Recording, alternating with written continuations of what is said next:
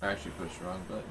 I'll do you one better. I'll make a reaction about this, I guess. You know, I've made my rounds around the content creation realm about scope glint, and scope glint is like a mixed topic for me because I come from DayZ and Arma 3, as some of you know. This is what I want to bring up because it's funny, but it also brings up a point. We're also gonna bring up.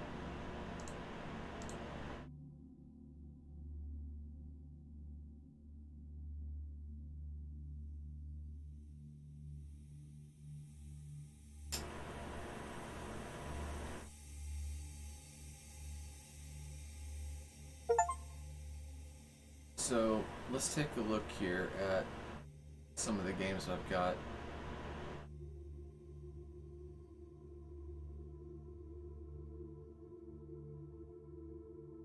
Namely Arma 3 with a 1.1 thousand hours. And then we have DayZ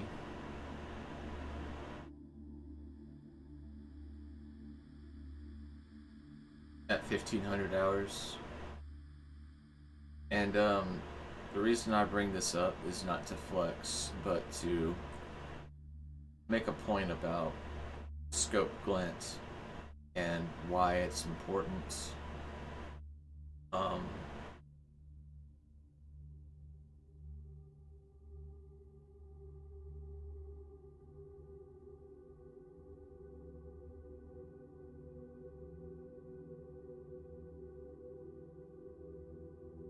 I probably should have been a little bit more organized for this, but I really don't care. I just do it live.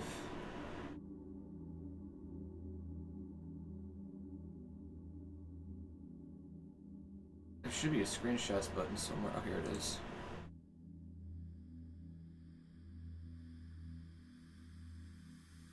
We're gonna go to oldest first.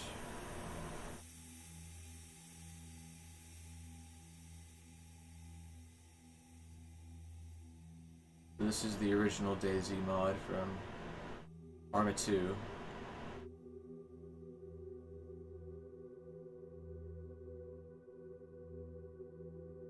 So what I'm trying to get at is scope glint matters because um, and what I'm going to say here is going to um, both help the argument, but also it's going to kind of shit on the argument because when you play games like Arma, the skill check for sniping is bullet drop and knowing how to zero properly. You actually have to use a rangefinder and stuff like that, right? But because of the developer talking about um,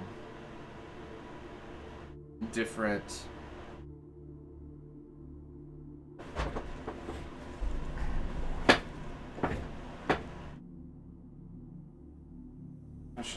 how should I word this? It's like we don't have that mechanic. Like, y'all were talking about adding like, some type of binocular or some type of scope or like something that doesn't have glint so you can see your targets. That's why I have the enhancer on my reshade mod. But as you can see, I've been sniping in DayZ for quite a long time, um, and in Arma 3.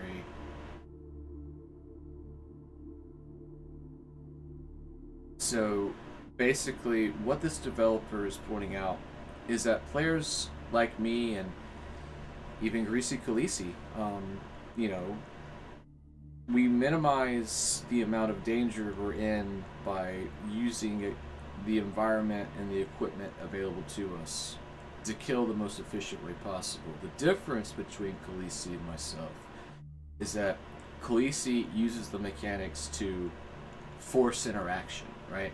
He's trying to get people to talk and interact, right? So what Greasy's doing is not like purely degenerate gameplay. He's doing DayZ gameplay in Star Citizen, right?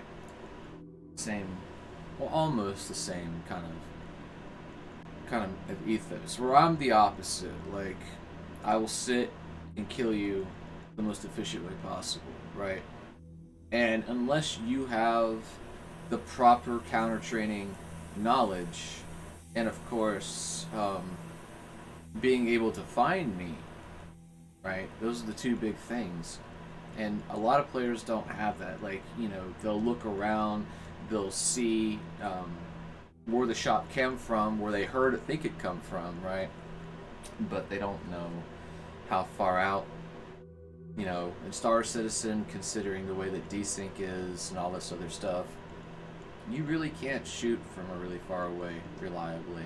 Sometimes you can, if you're lucky, but most of the time, people are jittering too much across the screen to get reliable headshots, right?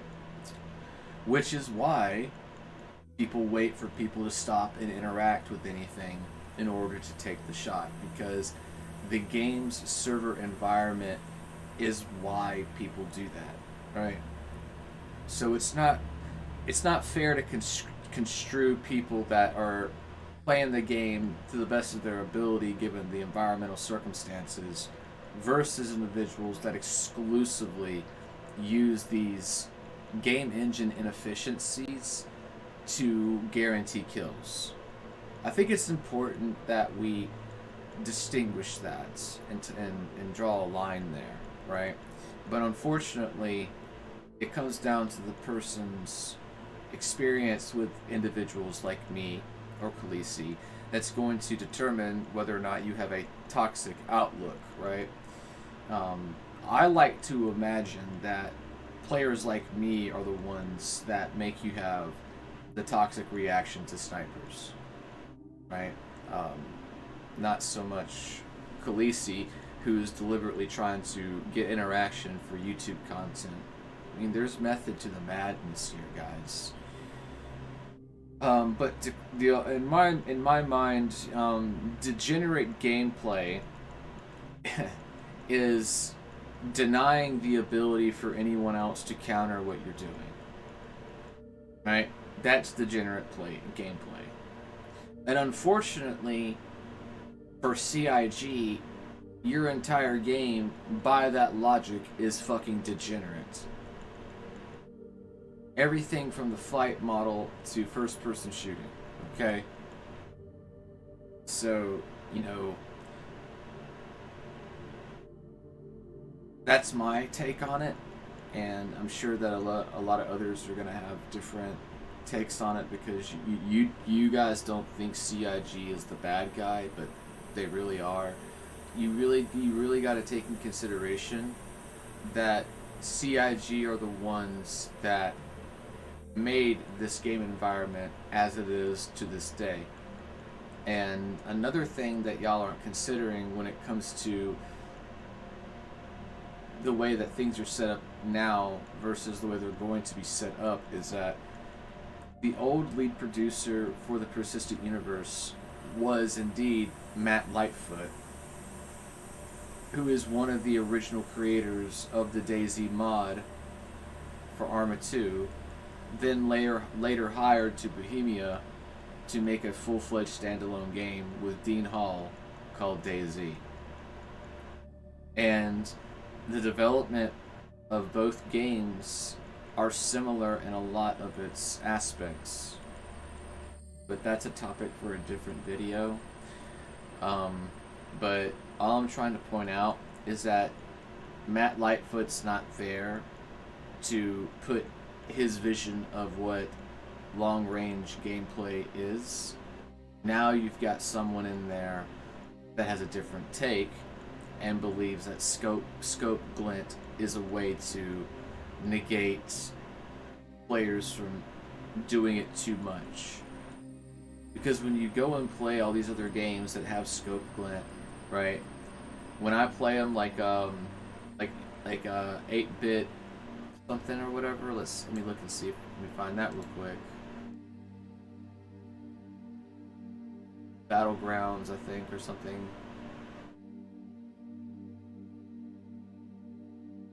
I'll just search it, make it easier. Yeah, BattleBit. See, BattleBit or just any of these kind of games, they have scope glint in them as well, and that's what these guys are using.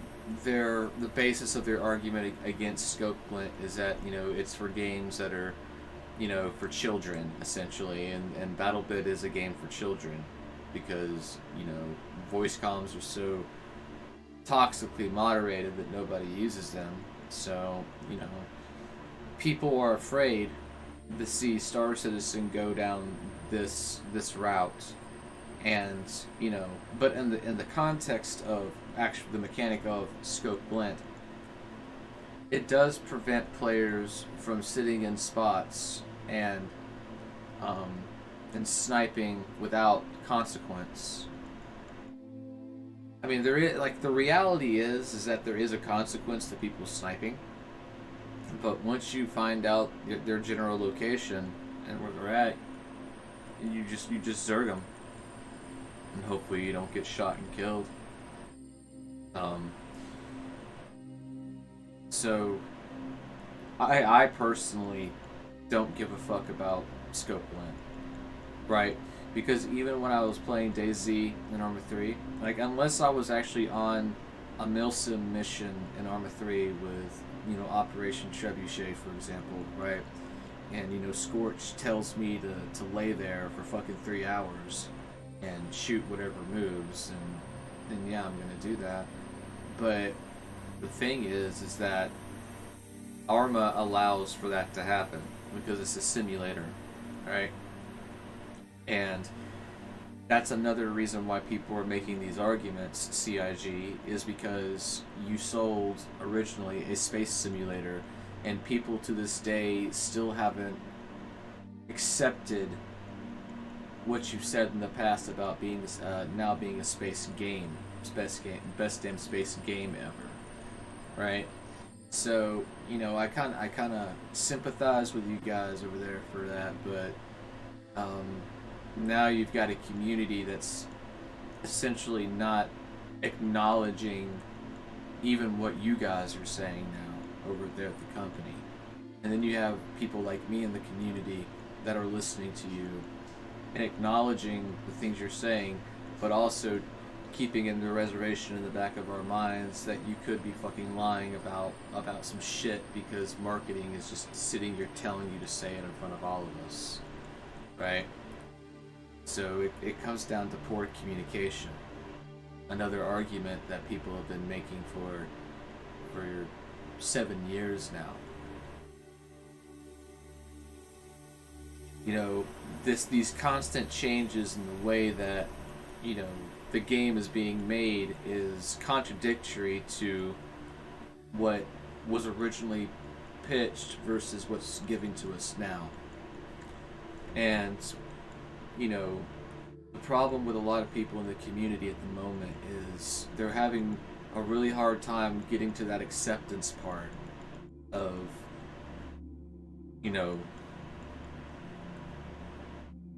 they're not able to accomplish the realism while maintaining the ability to make the sales. So it does come down to money, and I've been a really vocal asshole about that, because that is where all this decision making process is coming from. It's just which way should we take the game in order for it to maximize its success in the gaming market, right?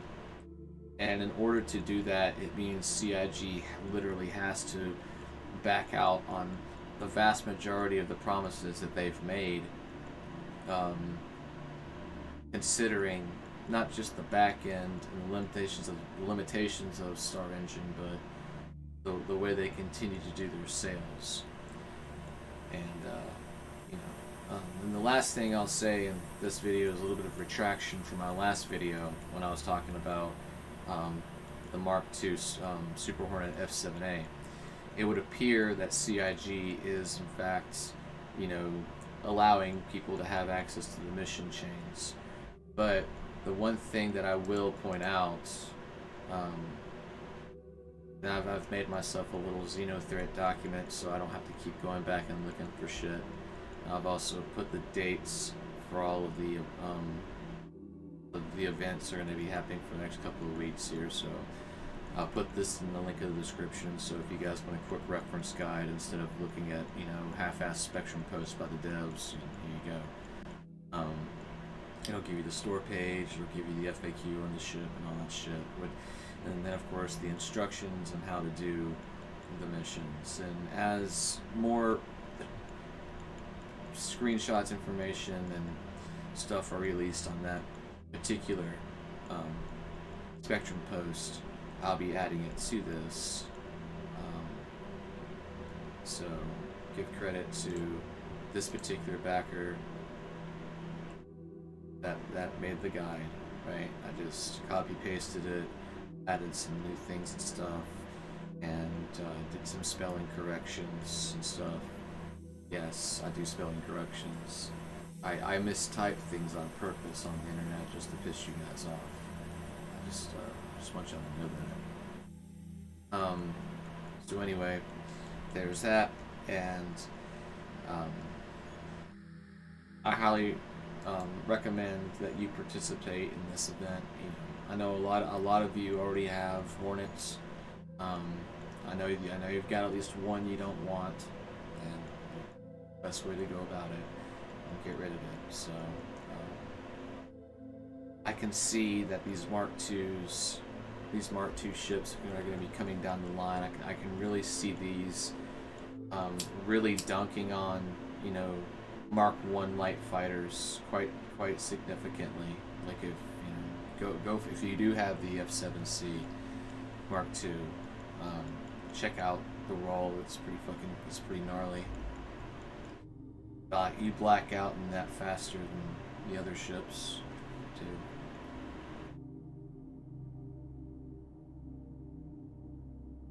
So, when it comes to the Degenerate gameplay, the only thing that I have to add to this conversation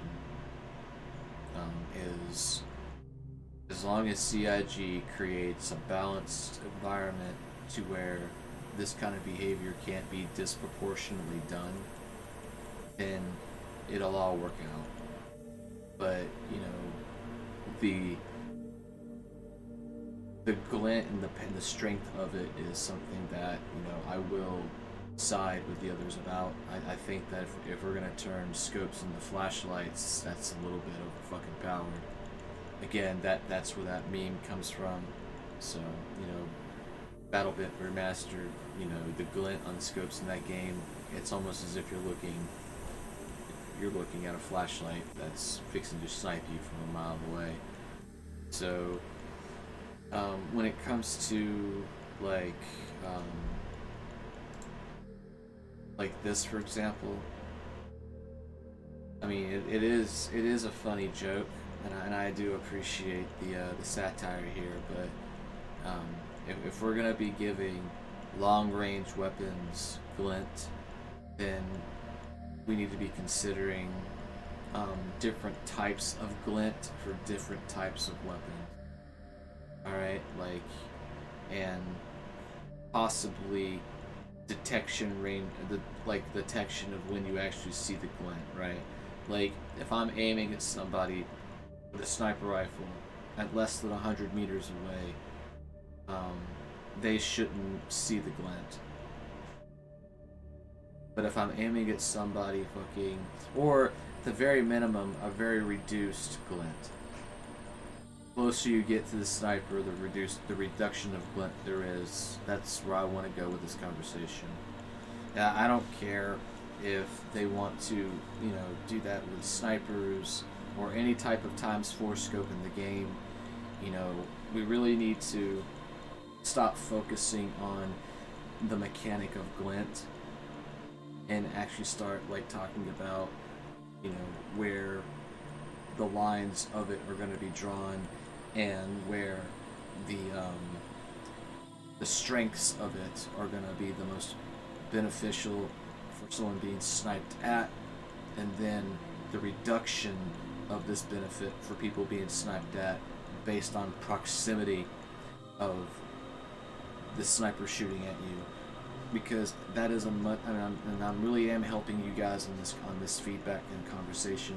That is a much better way to go about it than to